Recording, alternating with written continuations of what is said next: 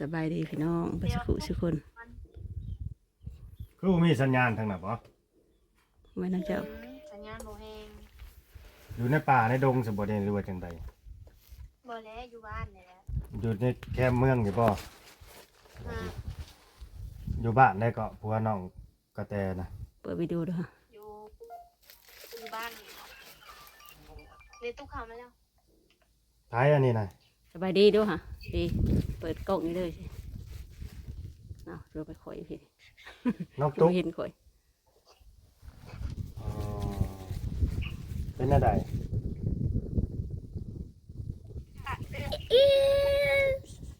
เป็นเมื่อยบ่เดี๋ยวนี้หรือว่าในใดหรือว่าโอเคเนี่ยแล้วบ่ได้วินได้เมาไม่ได้เป็นยังเสียงขึ้ เป็น น นะ หยังหมอเพิ่นให้ใส่เลือดจังมือหึใส่ห้อมืออื่นบ่ใส่จักทงทั้งเบิดน่ะ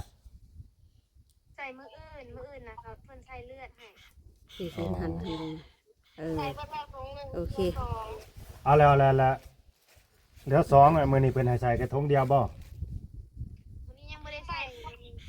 เมื่อวานนี้อ๋อคือหน้าใหญ่ตาบวมแท้จำบ่าวเล่าได้อยู่อันนี้บวมได้คนได้ลูกบ่นางตุ๊กฮะว่าได้ลูกเดียวสิเป็นสมอง กลัวเพิ่นกำลังเมื่อเอาลูกอ่ะครับพ่อและมีระบ่ค่าใช้จงใช้จ่ายนะเงินคำกำแก้วนะมีครบแล้วบ่ฮะเอามาหันทางมีแต่ค่าห้องหมอค่าเลือดบ่ทันมีบ่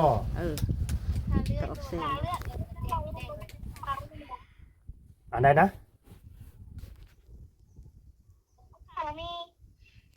ค่าเลือดยังบ่มีเอาแน่ๆได้เอาแน่ๆได้เพราะว่าผู้ใหญ่เป็นให้ถาม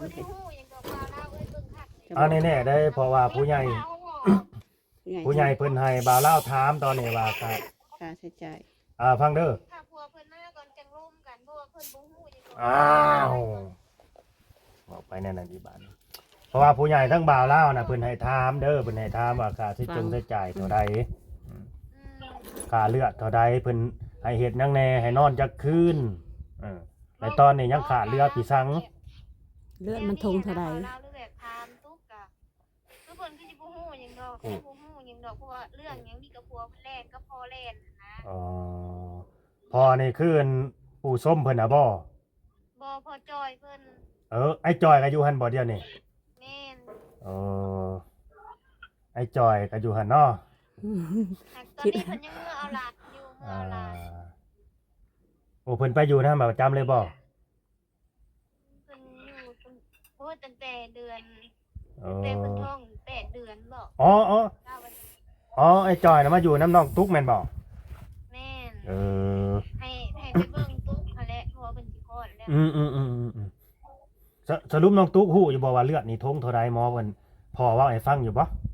เลือดน่ะน้องเคยใช้นะทงละ2ล้านปลายทงละ2ล้านปลายพุ่นน่ะ2 ล้านเท่าใด2ล้านเท่าใดน้องแต่สัญญาณทางไหนบาทนี่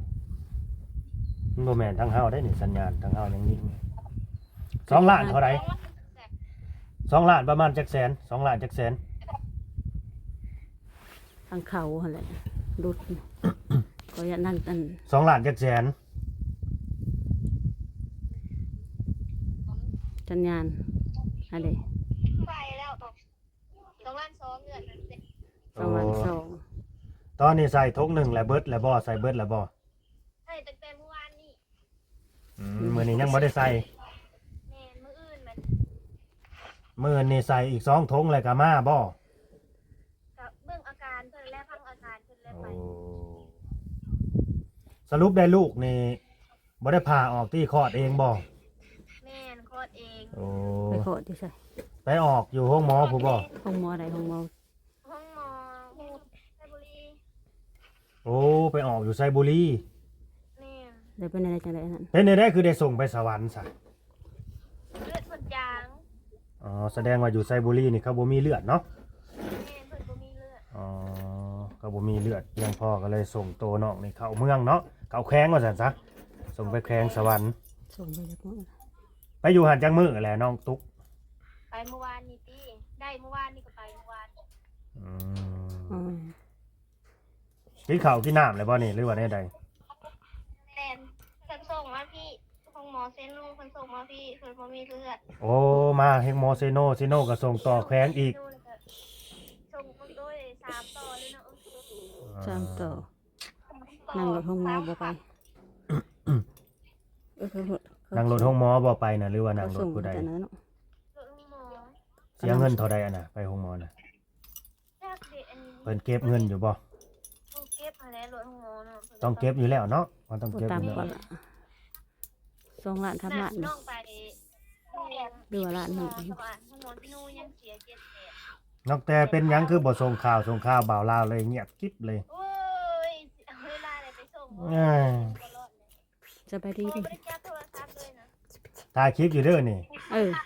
ถ่ายคลิปอยู่สบายดี สุเจ้าเว้าหยังดีๆเด้อนี่ถ่ายคลิปอยู่เด้อนี่สบายดี FC ดูฮะเป็นอยู่บ่ เดิน ได้ลูกผู้หญิงหรือผู้ชายน้องตุ๊ก นี่ โอ้น้ำหนักจักโลฮะสมบูรณ์บ่แข็งแรงสมบูรณ์บ่ แม่ง จักโล 2 โล 2 โล 2 โล 6บ่ ครับ สอง 2 โล โล หก 6ก็โอเคอยู่ ก็สมบูรณ์อยู่ สมมุติ แต่ก็ยังบ่ได้มาตรฐานได้มาตรฐาน2โล7 เดี๋ยวเอาอีกแล้วได้ว่ายัง2โล5 เออ อุ้ย แต่มันก็สมบูรณ์อยู่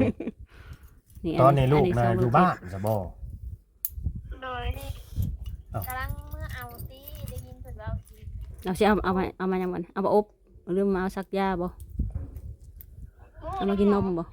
มากินนมแม่บ่จัก ยันมากินนมแม่หั่น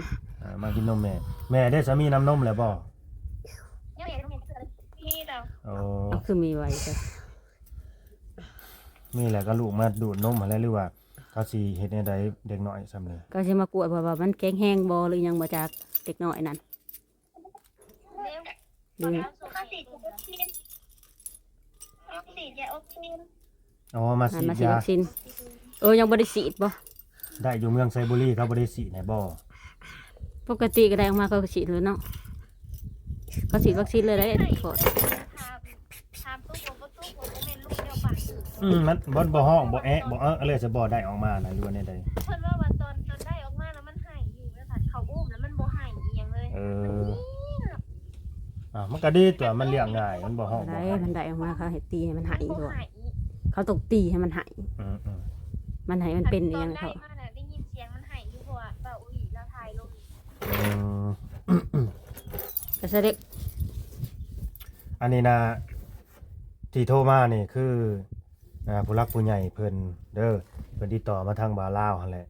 จะน้อย FC สิว่าเอ้ยบ่าวลาวนี่มาหาก ระแส กระแสอีกแล้วบ่แม่นเด้อพี่น้องเด้อ เออ มาหาเกาะกระแสอีกแล้วบ่แม่นผู้ใหญ่เพิ่นติดต่อมาว่าเพิ่นอยากฮู้เพิ่นอยากช่วยเหลือเพราะว่าเพิ่นเคยช่วยเหลือซุมเจ้าได้ผู้ใหญ่คนนี้นะ ว่า เพิ่นเคยช่วยเหลือ บ่แม่นว่าตัวใดเคสมันอยากอันนั้นแหละพอดีบ่แม่นว่าได้บ่เราบางเคสเพิ่นก็มักว่ากำลังว่าดังๆมื้อนึงเดี๋ยวมาหาสร้างกระสอบสร้าง มาเกาะกระแส แม่นๆแต่บ่าวลาวบ่ได้ไปเกาะกระแสเด้อทำตามผู้รักผู้ใหญ่เพิ่นอันนี้ทำตามเพิ่นโทรมาเร่งอยู่นี่ให้ถามรายละเอียดเพราะว่าเพิ่นสิโอนเงินมามื้ออื่นเพิ่นว่า โทรมา2 มันสิ เทื่อ เบิดจักแสนจักล้านเพิ่นว่า เพิ่นจะให้เขานำเขาเลือดเนาะ ถามน้ำหัวเพิ่นเองว่าทุกบ่ฮู้หยังดอก เพิ่นอยากให้แนวใดเพิ่นก็ว่าเพิ่นว่าแบบเพิ่นเป็นห่วงนะเป็นห่วงชีวิตนั่นแม่นะจังได๋ก็ให้แม่นี่แบบว่าปลอดภัยนะประมาณนี้เป็นนอกแนวนี้ ใช้บ่เราเจ้า อยู่ไห้อยู่หน้าอยู่เที่ยงหน้านี่ตอนนี้ โอ้คือมาใหญ่แท้เนาะ เอามาอยู่เที่ยงหน้าเลย อีหยังใหญ่ เพื่อนได้สาใครอยู่กัน เพื่อนก็อยู่หั่นแหละลูกเมียแล้วอยู่บ่าวลาวสิมาอยู่เที่ยงหน้าเลย โอ้ก็ดีแล้ว สิมาอยู่ไห้อยู่หน้าเลย อยู่สวนยางบ่ แม่น ใหญ่แล้วบ่ยาง สิมาเผาสวนยางนะบ่ก็ได้2 ปีปลาย2 ปีปลายอาจจะว่าตอนนี้นะพ่อกับมัน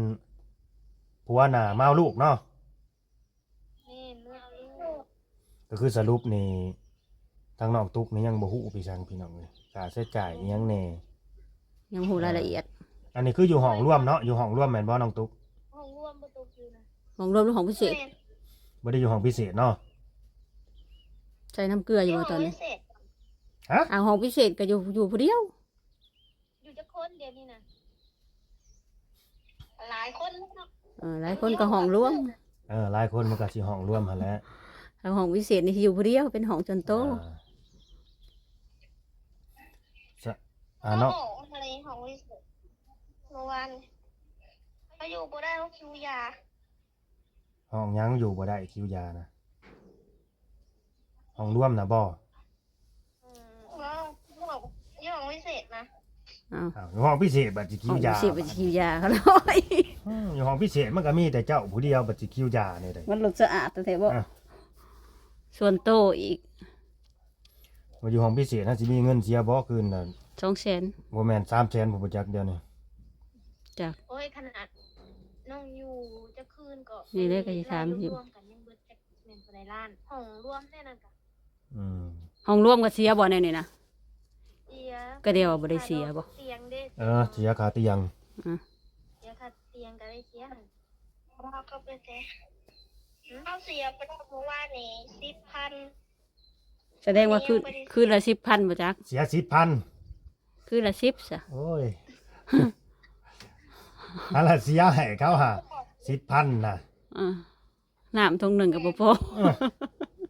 บ่ได้กูไม่เสียได้เนาะซะ อันนี้เดียว บ่กล้าไป ให้ก็อีกก็ ใส่เกิบอีกใส่เกิบจังโมงเนาะผัวกับ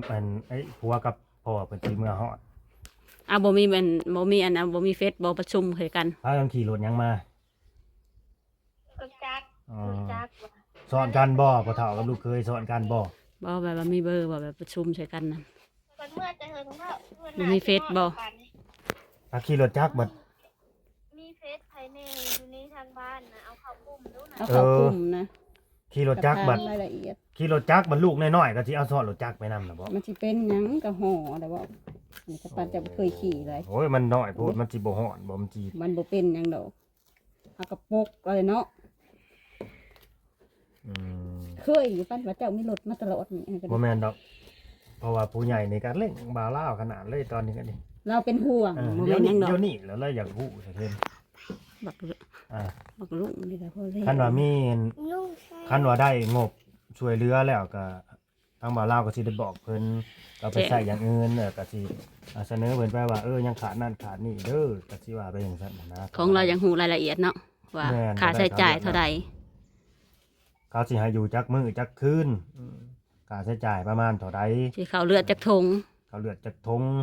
เรายังหูรายละเอียด เพิ่นก็อยากฮู้ คือว่าตอนนี้คือว่าเลือดเพิ่นสิปลายเปอร์เซ็นต์บ่ตุ15% เอาเลือดมันออกลายปานนั้นซั่นบ่หรือว่าแนวใด เพิ่นเลือดจางเด้บ่าวเรา อืมน้องแต่ได้สแลนได้แล้วบ่เดี๋ยวนี้ นาง คือว่าขาหักขาด้วนจะบ่เห็นในคลิปยังแลนบ่ได้อยู่บ่ โน้ยยางยังสิบ่ได้ยังให้แล่นโอ้ย เอ้ากัดเฮียนแลนนั่นแหละเนาะให้มันแข็งแห้งได้ซะ ยางยังบ่ได้เลยให้แล่นเฮียนยางก่อนคือเด็กน้อยตั้งไข่แต่ก่อน ยังหัดย่างเฮียนย่างบ่เดี๋ยวนี้ แม่น เอาเว้าแล้วก็สิเว้ายาวเนาะน้องอันติ๊กน้องมิกอยู่ไสเดี๋ยวนี้อยู่นำไผ เดี๋ยวน้องพี่น้อง เอาบ่ได้อยู่นํกันบ่ บอกเพิ่นไปเฮียนเด้ โอ้ เอาบ่ได้อยู่น้ำโพดบ่ได้อยู่น้ำโพดติคนว่าอยู่น้ำโพ แม่ว่าอยู่น้ำพ่อเอาไปอยู่น้ำเอื้อยนั่นนี่บ่แม่นเนาะ บอกเพิ่นไปเฮียนตอนนี้เพิ่นก็โทรมาลิดน้ำอยู่คู่มือ เฮียนอยู่ไสนี่ เฮียนอยู่สุพรรณของคุณทางไทย ไปเฮียนอยู่ไทยพุ่นน่ะคือกูอินเตอร์แท้ โอ้ โอ้ยเดี๋ยวนี้โทรมาเว้าเป็นบ่เรา อืม บอกท่าน แสดงว่าเขาเล่นได้ดีเลย ลงไปเหนียวนะพ่อนะก็แสดงว่ามีผู้เบิ่งผู้แย่งผู้ดูแลดีแหละเนาะ แม่นเพิ่นส่งเฮียนเด้ อ๋อ อะไรเอาไปเรียนนี่พวกก็ได้บ่ ก็สิได้แล้วว่าเนาะแบบผู้รักผู้ใหญ่เพิ่นนั่นนี่แหละ เฮ็ดได้ อ่า ต้องแลนเรื่องบ่ บ่แล้วไปหับเป็นลูกบุญธรรมบ่หรือว่าจังได๋นั่นนี่แบบอา จังใดไปเฮียน ได้ ได้ ในนี่นะ เอาไปเฮียนอยู่ฝั่งนั้นถามดู พ่อกับแม่น่ะยังอยู่นํกันอยู่บ่อันนี้เว้าขออนุญาตถามเนาะพี่น้องเนาะ FC บ่พ่อจอยกับแม่น่ะยังอยู่นํกันดุแม่ใหม่น่ะ แม่ใหม่ เลย โอ้ บ้านได้เลยแม่บ้านได้เลย อ้าวแม่บ้านใด มาแต่มาถามหลายแท้ป้าดอกพ่อจะมีแม่หลายคนแท้ เอ้าเอาบ้านเราน่ะเรามาแล้ว โอ้คนล่าสุดต้องเห็น ไปตู้อยู่น้ำตุ๊กอะไรดูน้ำตุ๊กอะไร นั่นแหละแม่คนนั้นแหล้ว เอาเนอะแบบคนเลยอีกว่าสิเป็นคน มันยังเนาะคือเสียงกองแล้ว ก็มีแต่คันแนวใดก็ให้โทรมาบอกเด้อนี่บ่บัดผัวกับพ่อมานะหรือว่า ไอ้ที่โทษกลุ่มเรา แม่นหรือว่าคันว่าติดต่อเขาได้ก็พยายามติดต่อให้บ่าวลาวนี่เพราะว่าจะพูดรายละเอียดไว้นะเด้อบ่ต้องรอให้เขามาแบบโทรตามเลยว่าสิแบบโทรตามโทรถามเบิ่งหั่นนะเด้อมีภายในอยู่ฮะ กันว่าฮู้ยังว่าเรามาแวในเฮือนนี่ก็ได้แล้วก็บอกรายละเอียดเลย มีภายในอยู่หาตอนนี้ มีกับแม่อะไรอยู่กับตุ๊ก2 คน เอาพวกงานที่มา YouTube น่ะไปเบิดแล้วบ่ เป็นเมื่อแล้ว แล้วว่าบอกกันว่าเขายังบ่ได้เมื่อน่ะแบบว่าให้มาแวะเฮาในเฮือนนี่ให้มาถามรายละเอียดเลยคันว่ายังอยู่ในบ้านนนสันน่ะ อืม ตอนสิมาให้มาแวะเฮาอยู่เฮือน เออ มันสิง่ายได้คุยรายละเอียดเลย เด้อน้องแต่น้องตุ๊กอันนั้นน่ะก็ได้เด้อจะบอกให้พ่อกับผัวเจ้านาเวหาบ่าวลาวอยู่เฮือนก็ได้แต่สิได้ถามรายละเอียดนํเขาเลยหันนะว่าเงินคำแก้วแนวใดหันนะขาเรืออีหยังซำใดเท่าใดเด้อ เลย เขาผ่านหน้าเฮือนอยู่ที่หรือว่าเขาไปทางใด โอ้ยบ่ผ่านน่ะเฮือนน่ะสิไปทางใดได้เด้อันนี้ จ้าไปสวรรค์นกลงพานหนาเรือนเจ้า เอายันว่าโค้งเขาบ้านคำกบพี่ นอกจากอันนั่งเครื่อง โน้ำตาลพี่ คันนั่งเครื่องบินเนี่ยสิบ่ผ่านอยู่ ไม่ว่าเครื่องบินนะคือสิบพาน เออ คัน โอเคให้เขาแหวหาเด้อ โดย สิได้ถามรายละ ท่าน เอี แม่ ยด นว่าสิขึ้นสะแคกกันยังได้ผ่านเรือนเจ้าเก่าไปที่นู้นกันยังได้ผ่านเรือนเก่า ผ่านไปผ่านมาอยู่เนาะ นอกจากนั่งเครื่องบินแล้วข้ามไปเลย พี่น้องเอ้ยตามนั่นแหละเนาะจะได้ก็สู้ๆเด้อน้องตุ๊กเป็นกำลังใจให้เนาะให้แข็งแรงไวๆเด้อกินข้าวอยู่บ่นี่เป็นหมอแพทย์หมอให้กินข้าวอะไรบ่ กินได้เบิดทุกอย่าง โอ้เขาบ่ได้ให้กะล่ำบ่ คลามนี่ได้เว้ย อยู่น้ำแพทย์น้ำหมอส่วนมากก็บ่ให้กะล่ำอย่างใดก็บ่ย่านในแพทย์หมอน่ะ ด้วยเข้ามาคารัมนี่แหละ คลามเอาเองฮะแรกขนาดน้องยังคลามเอาเอง บ่แพทย์หมอนี่สิบอกว่ากินเบิดโลดทุกสิ่งทุกอย่างก็บ่ได้ย่านได้ว่าผิดกรรม และอีกที่คิดไว้ให้คารัมยังที่มันผิด อยู่น้ำแพทย์น้ำหมอนะ บ่อยู่แต่บอกว่าให้คารัมเอาเองว่าซั่นเฮาก ะ ยัง ล่ำปีช้างอัน ของดอง คนบ่เคยได้ลูกจักเทื่อยังสิกะล่ำอันนี้ หรือของดอง นี่จ้ะ ของดองบ่ ก็บ่ได้กินของดองก็บ่ได้ ของดองหั่นแหละอย่างคารัมกับของดอง น้องแต่เด้ว่าท่านมีลูกบ่ เฮาบ่ได้สิเอา ยัง เพิ่งได้สิเอา ๆ อือฮึนี่แน่ใด บ่เอา บ่เอาบ่บ่เอาก็แล้วแต่เลยเนาะของคนบ่ทันอยากมีภาระเนาะพร้อมเด้อจังเอาลูกเด้อกันบ่พร้อมเลยอย่าสู้เอาแม่นบ่น้องตุ๊กตั้งแล้วบ่ซื้อลูกนะตั้งแล้ว ต๊อก น้องต๊อก เออตุกตอก ของกันอะไรเนาะ ต๊อกคนซื้อต๊อกนี่คล้ายๆตัวน้อยๆเตี้ยๆได้น้องติ๊กน้องอันน่ะน้องตุ๊กน้องแต่เนาะต๊อกฮะซื้อกระปอกกระต๊อกอหยัง หมอ ว่า สิของกันได้ตุกตอกกันได้จ้ะ คือได้ต๊อกแล้วก็ต๊อก น้องต๊อกบ่ซื้อบ้านไก่แท้ไก่ต๊อกน่ะต๊อกต๊อกต๊อกต๊อกงามนี่ก็ยังกระต๊อก สื่อตอก ต๊อกฟัก พ่อซื้อหยังก็ พ่อก็ซื้อไส้เลยเพราะ พ่อซื้อไส้แม่ซื้อตุ๊ก แม่ ลูกซื้อ ตอก ตอก ตอก ตุ๊ก ใส่ โกงอยู่ดอกโกงกับลูกกับแม่อย่าบ่โกง ใส่ เล ไป ย ทางไหนล่ะคือเงียบกริบลงไปตารางโอเคเดี๋ยวบาร่าสิเข้าไปหลัดพ่อกับผัวเจ้าอยู่เฮือนพุ่นแหละย่านว่าเขาผ่านไปหั่นนะเด้อ บ่เห็นดอกกันบ่บอก โดย ต้องโทรบอกเขาเด้อโทรตามเขาเด้อ โทรบอกตอนนี้ คิดว่าเขาสิฮอดเฮือนแล้วบ่ตอนนี้คิดว่าเขาสิฮอดแล้วบ่ ฮอดตึงนะจ๊ะ อ้าวฮอดแต่เฮิงบ่สิกลับไปแล้วซะเนาะเอาลองโทรเบิ่งเด้อซะเด้อ ามื่อยโทรบอกเลย โอ ให้ เค มารับ โอเคเอาสบายดีสบายดีโดยสบายดีสบายดีน้อง บ๊ายบาย วางบัดนี่พากันวางไปโลดเดี๋ยว วาง เอาให้วางยังบ่วาง เจ้าต้องวาง โอเคพี่น้องเอ้ย ฮู้เรื่องยังบ่ฮู้เรื่อง ยังบ่ฮู้เรื่องมีจังเนาะมีแต่โทรสอบถามกันซื่อๆเด้อโทรสอบถามกันรายละเอียดเนาะก็คือผู้รักผู้ใหญ่เพิ่นโทรมานำอยู่ฮะบ่าวลาวนี่เนาะ เราเป็นห่วงหั่นแหละเอาง่ายๆ เพิ่ เพิ่ น น เป็ เป็น น ห่ ห่ ว ว ง งเพิ่นเป็นห่วงน้องตุ๊ก